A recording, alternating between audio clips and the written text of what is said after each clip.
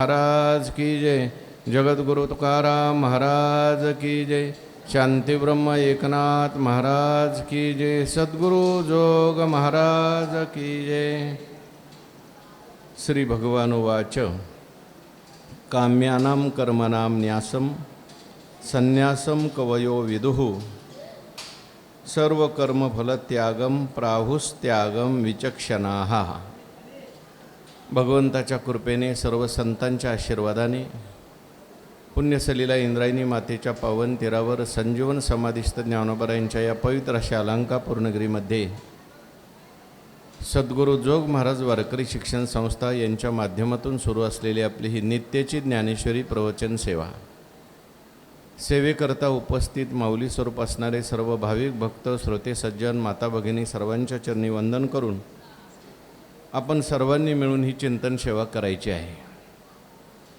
भगवान श्रीकृष्ण परमात्मा अर्जुनाचा निमित्त करून दिव्य असा गीतेचा उपदेश करतात आणि हा गीतेचा उपदेश ज्ञानेश्वर महाराजांनी ज्ञानेश्वरीच्या माध्यमातून सुलभ रीतीने आपल्याला सांगितलेला आहे। 18व्या अध्यायाचा विचार सुरू आहे। 18व्या अध्यायातील दुसऱ्या श्लोकाचं चिंतन आपण पाहत आहोत। पहिल्या श्लोकामध्ये अर्जुन महाराजांनी भगवंताला जो काही प्रश्न विचारलेला आहे,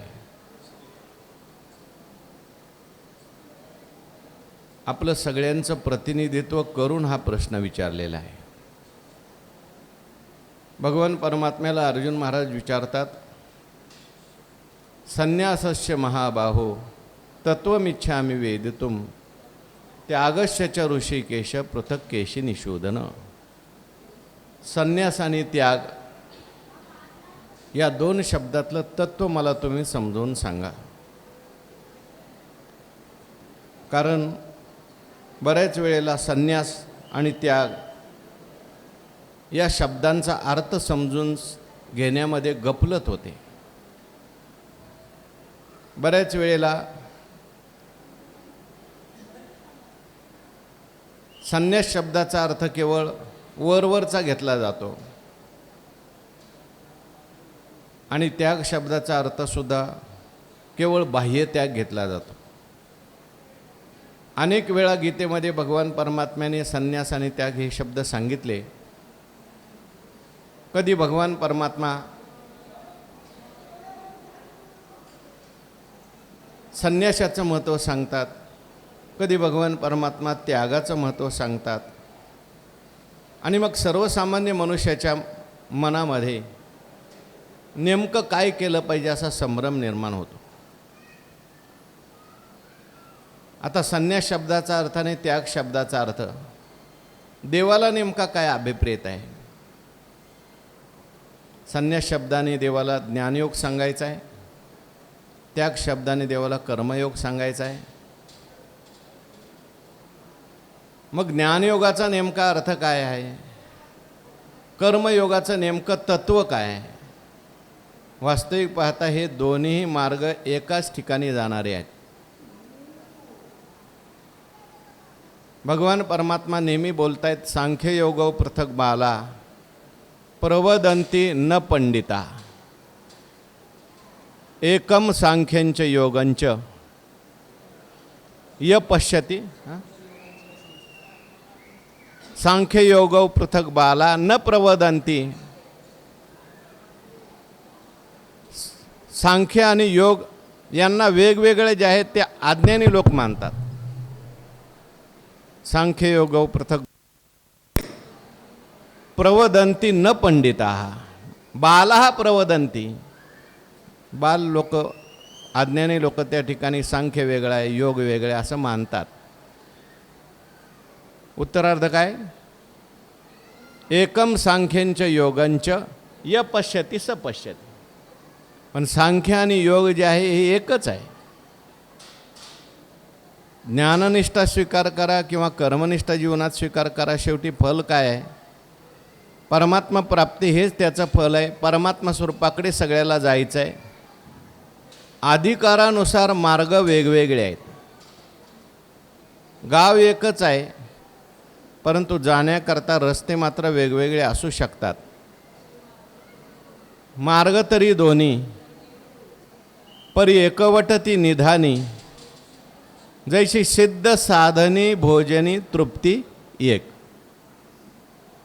बनवलेलं जेवण असू द्या किंवा जेवण बनवून खाणं असू द्या, शेवटी तृप्ती मात्र त्याने एकच प्राप्त होणार आहे. तसं परमात्मा स्वरूपाची प्राप्ती झाली की तृप्ती एकच आहे.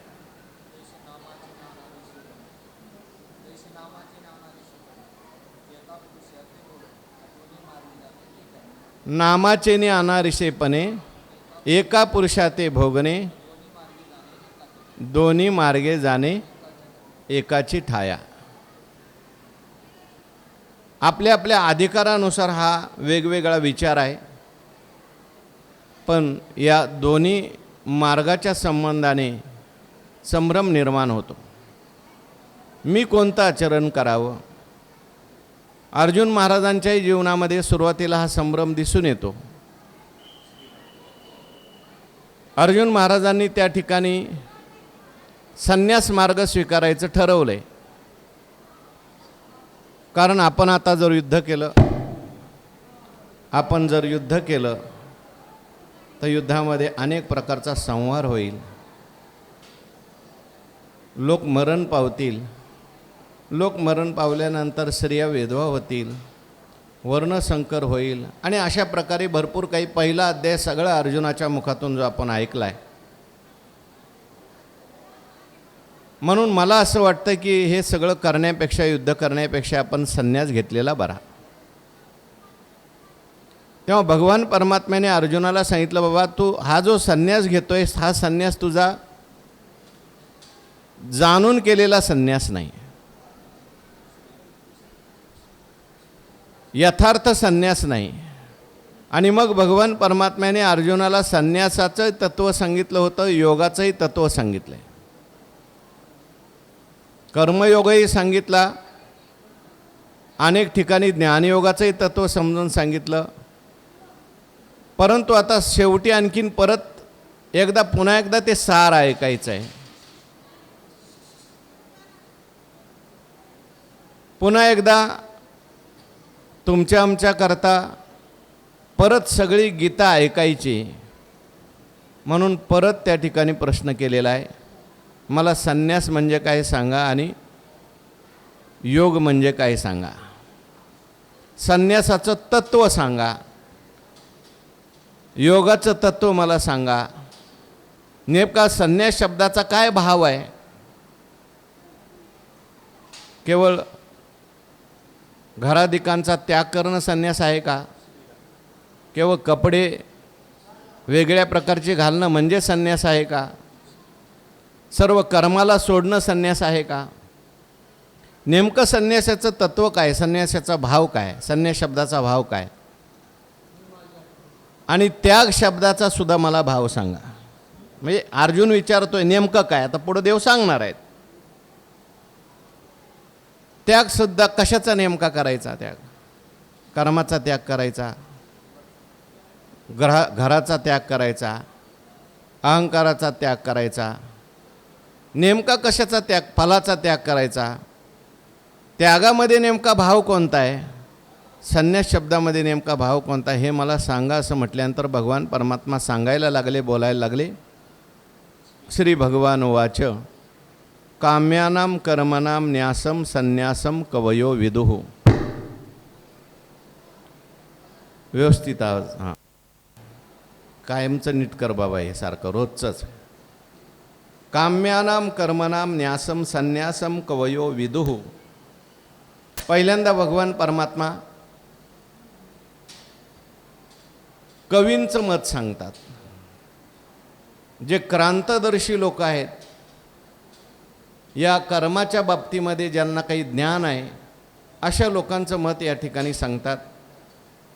काम्यानाम कर्मणाम न्यासम संन्यासम कवयो विदुः.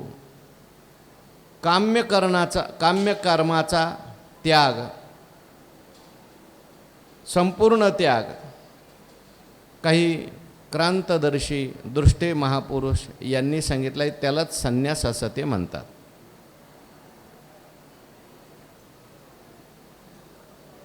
कर्मामध्ये आपण प्रकार पाहून आलो.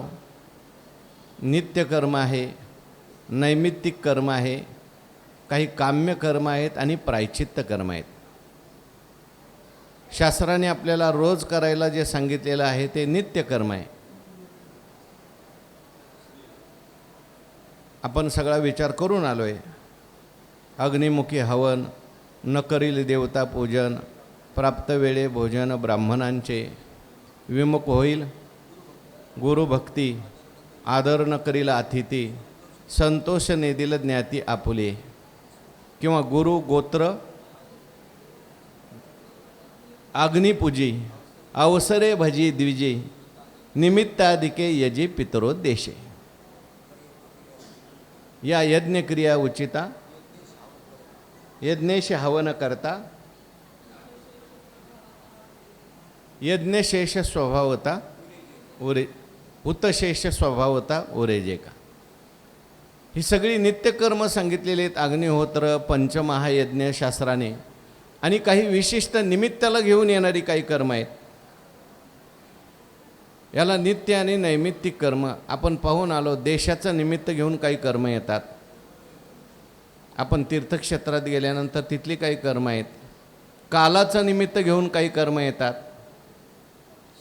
संक्रांत आली, सूर्यग्रहण आलं, चंद्रग्रहण आलं, एकादशी आली, कपिला षष्ठी आली, ही सगळी कालाचं निमित्त घेऊन आलेली कर्म आहेत. ती करावी लागतात. त्याला नैमित्तिक कालाची कर्म म्हणतात. आणि काही परिस्थितीचं निमित्त घेऊन आलेली कर्म असतात. मुलगा जन्माला आला, घरामध्ये कोणीतरी वारलं, विवाह प्रसंग आहे, ते निमित्त घेऊन आलेली कर्म असतात. ही सगळी नैमित्तिक कर्म आहेत. आता ही सगळी कर्म करत असताना ही जर निष्काम केली, ही निष्कामही करू शकतो आणि सकाम करू शकतो. ही सगळीच कर्म जर मनुष्य सकाम करायला लागला तर ती काम्य कर्मामध्ये आली. आणि विशिष्ट काही कामना घेऊन सुद्धा काही कर्मशास्त्राने सांगितले ते काम्य कर्म स्वतंत्र आहेत. उदाहरणार्थ पुत्र कामेष्टी यज्ञ आहे, शेन याग आहे, सोमयाग आहे, अश्वमेधादी याग आहे, किंवा आणखीन इष्टकर्म आहे, पूर्तकर्म आहे, दत्तकर्म आहे. ही सगळी कर्म जी आहेत ती सकाम कर्म सांगितलेली आहेत. तर या ठिकाणी भगवान परमात्मा म्हणतात, काम्यानाम कर्मनाम न्यासम संन्यासम कवयो विदुः. जेवढी काही कामना घेऊन आलेली कर्म आहेत, सकाम कर्म आहेत, त्या सगळ्या कर्माला सोडून द्यायचं, कर्मच करायचं नाही, याला संन्यास असं त्या ठिकाणी काही लोकांचं म्हणणं आहे. कर्मशास्त्रातले जे कवी आहेत त्यांचं हे म्हणणं आहे.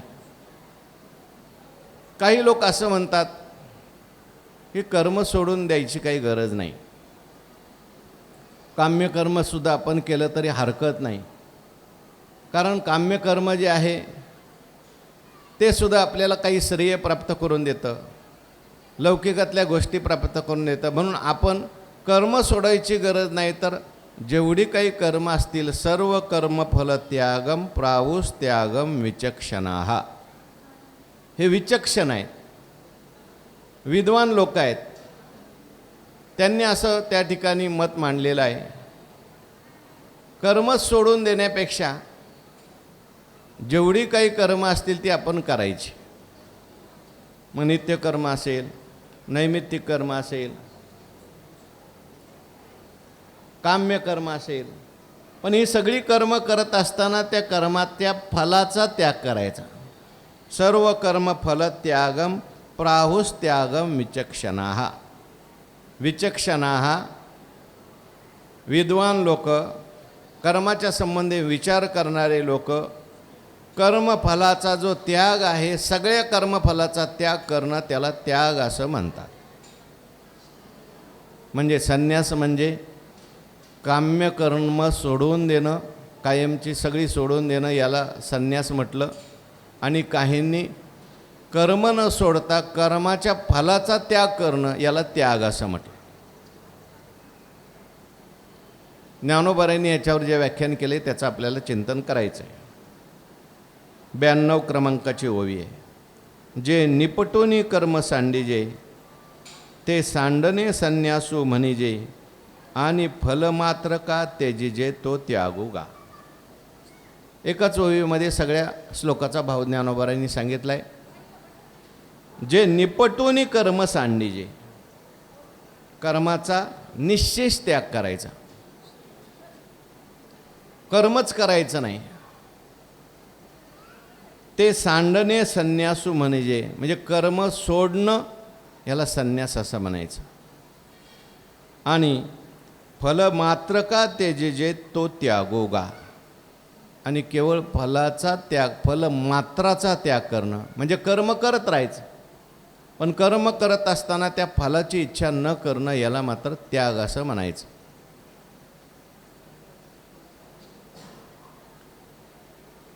मग आता कोणत्या कर्म सोडून द्यायचं आणि कोणत्या कर्माच्या फलाचा त्याग करायचा याचा विचार पुढच्या वेळी सांगतात. तरी कोणा कर्माचे फळ सांडिजे कोण कर्म केवळ, हेही सांगो विवळ चित्त देपा. कोणत्या कर्माचा फल त्याग करायचा आणि कोणतं कर्म सोडून द्यायचं हे मी तुला विस्ताराने विवरण करून सांगतो. तू चित्त दे, तू लक्ष दे, कारण याच्यामध्ये गोंधळ होण्याची शक्यता आहे. जे कर्म सोडायला नको ते जर सोडलं तर त्या केलेला जो त्याग आहे, तो संन्यास आहे, तो व्यर्थ ठरणार आहे. त्याग जिथे करायला पाहिजे तिथे नाही केला तरी गोंधळ होणार आहे. म्हणून कोणा कर्माचे फळ सांडिजे कोण कर्म केवळ, हेही सांगो विवळ चित्त देपा. तू लक्ष देऊन नीट ऐक. त्याच्याकरता म्हणून ज्ञानोबा काही उदाहरणं देतात. सिद्धांत जो सांगितलेला आहे तो 97 क्रमांकाच्या ओवीमध्ये सांगितला आहे. तैसे नित्य नैमित्तिक कर्म होय स्वाभाविक, परी न कामिता कामिक न निपजे जे. आणि हा सिद्धांत सांगण्याकरता ज्ञानेश्वर महाराजांनी अगोदर सांगितलेले 94व्या ओळीपासून ते दृष्टांत आहे. तरी आपैसे दांगे डोंगर, झाडे लागती अपार, तैसे लांबे राजागर नुठती ते, न पेरिता सैंग तृणे, उठती तैसे साळीचे होणे, नाही गा राबावणे जे आपरी, का अंग जाहले सहजे, परी लेने उद्यमे कीजे, नदी आपैसे आपादिजे विहिरी जेवी. तैसे नित्य कर नैमित्तिक कर्म होय स्वाभाविक, परी न कामिता कामिक न निपजे जे. ज्ञानोबा या ठिकाणी सांगतात कोणतं कर्म आपल्याला सोडायचं आहे आणि कोणत्या कर्माचं फल सोडायचं आहे. तर काम्य कर्म जे आहे त्याच ते संपूर्णच सोडायचं आहे आणि नित्य नैमित्तिक कर्म जे आहेत त्याच्या मात्र फलाचा आपल्याला त्याग करायचा आहे. कारण काम्य कर्म जे आहे ते त्या फळाबरोबर आपल्याला बांधतं आणि मग एकदा का त्या कर्माने बांधलं आपल्याला, मग सुखदुःख भोगायला लावतं, जन्ममरण घ्यायला लावतं. म्हणून काम्य कर्म जे असतं ते मोक्षुला सोडायला सांगितले. निषिद्ध त्याने कधी करायचंच नाही. विहित कर्मामध्ये सुद्धा काम्य सोडायचं, निषिद्ध सोडायचं आणि त्याने नित्य नैमित्तिक कर्म कुठल्याही फलाची इच्छा न करता केलं तर त्याला चित्तशुद्धी होते आणि पुढे मोक्ष प्राप्त होतो. कर्मफळी आसन करावी, कुकर्मी संगती न व्हावी, सत्क्रियाचे आचरावी हेतुवीन. म्हणून कोणतं कर्म सोडायचं आणि कोणता कर्माचा फलाचा त्याग करायचा आहे हे सांगत असताना ज्ञानोबा लिहितात. तरी आपैसी दांगे डोंगर, झाडे लागती अपार, तैसे लांबे राजागर नुठती ते. जंगलामध्ये किंवा डोंगरात अशी भरपूर झाडं उगवतात, पुष्कळ झाडं. कोणते झाड लावायला जात नाही, परंतु आपोआप ती झाडं सगळी उगवतात. त्याप्रमाणे लांबे राजागर नुठती ते, पण गहू, साळी, फळांच्या बागा, फुलांच्या फळांच्या बागा या मात्र प्रयत्नपूर्वक लावाव्या लागतात. त्याचं संगोपन करावं लागतं. हा दृष्टांत सांगितलेला आहे. डोंगरावरती झाडं लावावी लागत नाहीत, आपोआप येतात. परंतु गहू, साळी, केळी हे मात्र लावावी लागतात. त्याला पाणी घालावं लागतं, त्याचं संरक्षण करावं लागतं. कामना ठेवून ते करावे लागतात. गव्हाचं पीक कामना ठेवून करावं लागतं. मला एवढे गहू होतील, मग त्याच्याकरता कोणते गहू आणले पाहिजेत, शेतीची मशागत कशी केली पाहिजे, कधी पाणी घातलं पाहिजे. साळीचं पीक लावायचं आहे मला, मग त्याचं नियोजन अगोदरच करावं लागतं. पण डोंगरावरची जी झाडं आहेत ती काही लावावी लागतात का माणसाला? तसं नित्यनैमित्तिक कर्म जे असतं ते स्वाभाविकपणे माणसाच्या वाट्याला आलेलं असतं. कामना न करता सुद्धा ते करावंच लागतं. परंतु सकाम कर्म जे आहेत, काम्य कर्म ही आहेत, ती मात्र माणसाच्या जीवनामध्ये त्याला विशेष कामना ठेवून करावी लागतात. म्हणून नित्यनैमित्तिक कर्म जी स्वाभाविकपणे आलेली आहेत ती सोडायची गरज नाही. त्याचं फक्त फलाचा त्याग करायचा आहे. आणि जी कर्म आपल्या जीवनामध्ये विशेष कामना ठेवून आपण करतो ती मात्र माणसाला बद्ध करतात, फळ भोगायलाच लावतात. सकाम कर्म माणसाला बांधून फळ भोगायला लावतं, असं पुढं ज्ञानोबारायांनी म्हटलंय. किंवा आणखीन एक उदाहरण दिलं, न पेरता सैंग तृणे, उठिती जैसे साळीचे होणे, नाही गा राबा उने जेया परी. न पेरिता सैंग तृणे उठती. गवत जे आहे ते काय पेरावं लागतं का? मनुष्य शेतीमध्ये ज्वारी पेरतो, गहू पेरतो, बाजरी पेरतो. नाही म्हटले काँग्रेस पेरला, हराळी पेरली, काही गरज नाही, ते आपोआप उगवतं. परंतु उठती न पेरिता सैंग तृणे उठती, तैसे साळीचे होणे नाही गा राबा उने जेयापरी. पण साळी लावायच्या असतील, केळी लावायच्या असतील, गहू लावायचा असेल तर राबावं लागतं, शेती बनवावी लागते, विशिष्ट प्रकारचे वाफे तयार करावे लागतात, विशिष्ट प्रकारचं बी आणावं लागतं, त्याला जोपासना करावी लागते. तसं नित्यनैमित्तिक कर्म जे आहेत ती स्वभावताच आलेली आहेत आपल्यामध्ये, ती करावीच लागतात, ही स्वाभाविक कर्म आहेत. परंतु सकाम कर्म जे असतात ती मात्र साळीप्रमाणे, केळीप्रमाणे, गहू याच्याप्रमाणे विशेष लक्ष देऊन करावी लागतात. म्हणून सकाम कर्म कोणतं आणि निष्काम कर्म कोणतं हे ज्ञानोबारे सांगतात. जे स्वभावता आपल्या वाट्याला आलेलं आहे, वर्ण आश्रम याच्यानुसार जे आलेलं आहे, जे आपण कुठलाही हेतू न ठेवता सहज करतोच, ते नित्यनैमित्तिक कर्म आहे. ब्राह्मण असेल तर त्याचं स्वाभाविक कर्म सांगितलं. काय ब्राह्मणाचं? समोदमस्तपस शौचम शांतिरार्जवमेवच ज्ञानम विज्ञानम आस्तिक्यम ब्रह्मकर्म स्वभावजम. यजन, याजन, अध्ययन, अध्यापन, दान,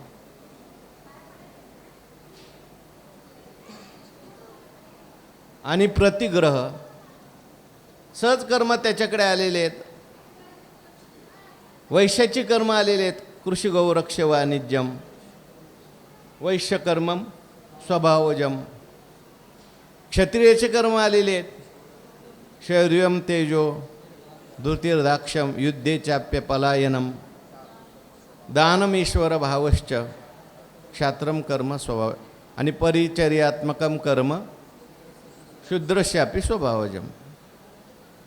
परंतु ही सगळी कर्म करत असताना काही कर्म त्याच्या जीवनामध्ये त्याला विशेष कामने करता सुद्धा करावी लागतात.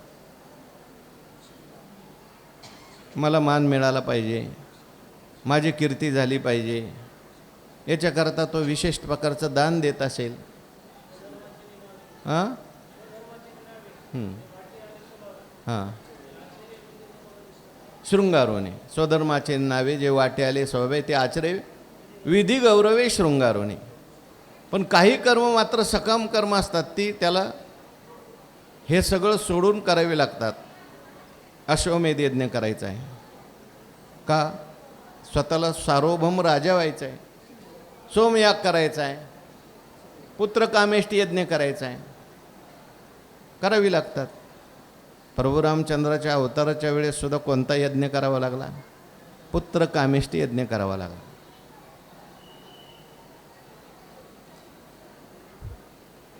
त्या ठिकाणी स्वतः वशिष्ठ ऋषींनी तो पुत्र कामेष्टी यज्ञ केला. तो करण्याकरता मग ते विभांडक ऋषीला आणलं, येत नव्हता तर फसवून आणलं शृंगी ऋषीला, विभांडकाचा पुत्र शृंगी ऋषीला. आणि मग त्याच्याकडून तो यज्ञ करून घेतला. यज्ञामधून नारायण प्रगट झाले, पुढे राम अवतार झाला. करावं लागतं काम्यकर्म. पुराणामध्ये सुद्धा असे कर्म आलेले आहेत, काम्यकर्म. ते असं म्हणतात सांबाचा जन्मसुद्धा सकाम कर्मातून झालेला आहे. सगळ्यांना मुलं होती, परंतु जांबवतीला मुलगा नव्हता, म्हणून नारद महर्षींनी जांबवतीला अनुष्ठान सांगितलं. रोज भगवान शंकरांना किती कमळं व्हायची? 1000 कमळं व्हायची. जांबवतीने सांगितलं, नारद महर्षींनी उपचार सांगितला, देवा मला तुम्हाला मदत करावी लागेल. मी सगळी कमळं आणील, पण व्हायला तुम्हाला यावं लागेल. कारण कर्म करण्याकरता एकट्याने कर्म करायला जमत नाही, पती पत्नी दोघे लागतात. यज्ञाचं कुठलंही कर्म जे आहे किंवा शास्त्राने सांगितलं कोणतंही कर्म ब्रह्मचर्याला करायला जमत नाही. कुठलंच कर्म, कुठलाच यज्ञ नित्यनैमित्तिक कर्म सोडून बरं का. आणि काम्य कर्म विशेष करून त्याच्याकरता, म्हणून तर ते पूर्वमीमांसक जे म्हणतात ना, संन्यास कोणी घ्यावा म्हटले? ज्याची पत्नी मरण पावली त्याने, आणि लग्न जर केलं नाही दुसरं तर त्याने मग संन्यास घ्यायचा का? कारण तो कर्माचा अधिकारी राहिला नाही, असं पूर्वमीमांसाचं मत आहे बरं का. ज्याला कर्मच करायचं नसेल, कर्माचा जो अधिकारीच नाही, त्याने संन्यास घ्यावा असं त्यांचं म्हणणं आहे. तर ही काय मी कशाकरता सांगतोय? शेवटी एक कमळ कमी पडलं तर देवाने डोळा अर्पण केला असं वर्णन येतं, आणि मग सांब नावाचा मुलगा झाला. म्हणजे न पेरिता सैंग तृणे उठती तैसे साळीचे होणे. तृणे न पेरिता सैंग उठती, पुष्कळ गवत उगवतं, पण साळी जर पेरायची असेल तर प्रयत्नपूर्वक पेरावे लागतात, राब करावा लागतो, चांगलं पीक त्या पाणी द्यावं लागतं. किंवा का अंग झाले सहजे परी लेणे उद्यमे कीजे, नदी आपैसी आपा दिजे विहिरी जेवी. अंग झाले सहजे, अंग जे आहे सहजच आहे, पण ही लेणे उद्यमे केजे, पण अलंकार मात्र प्रयत्नपूर्वक करावा लागतो. अंग आपल्याला सगळ्यांनाच प्राप्त झालेले आहे. आपल्या पूर्वकर्मानुसार आपल्या वासनेनुसार आपल्याला शरीर प्राप्त झालेलेच आहे. पुरुषाचं मिळायचं का स्त्रियेचं मिळायचं का गोरं मिळायचं का काळं मिळायचं, लहान मिळायचं का मोठं, सगळं आलेलं आहे. नाक मोठं ठेवायचं का कमी ठेवायचं, कान मोठा ठेवायचा का कमी ठेवायचं, हे सगळं पूर्वकर्मानुसार प्रत्येकाला मिळालेलं आहे, सहज आहे. पण लेणे उद्यमे कीजे, त्या नाकात नथ घालायची असेल ती मात्र प्रयत्नपूर्वक करावी लागते.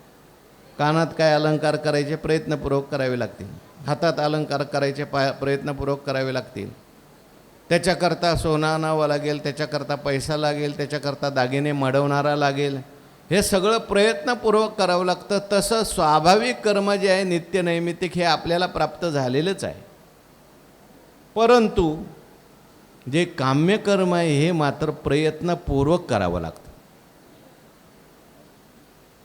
तैसे नित्यनैमित्तिक कर्म होय स्वाभाविक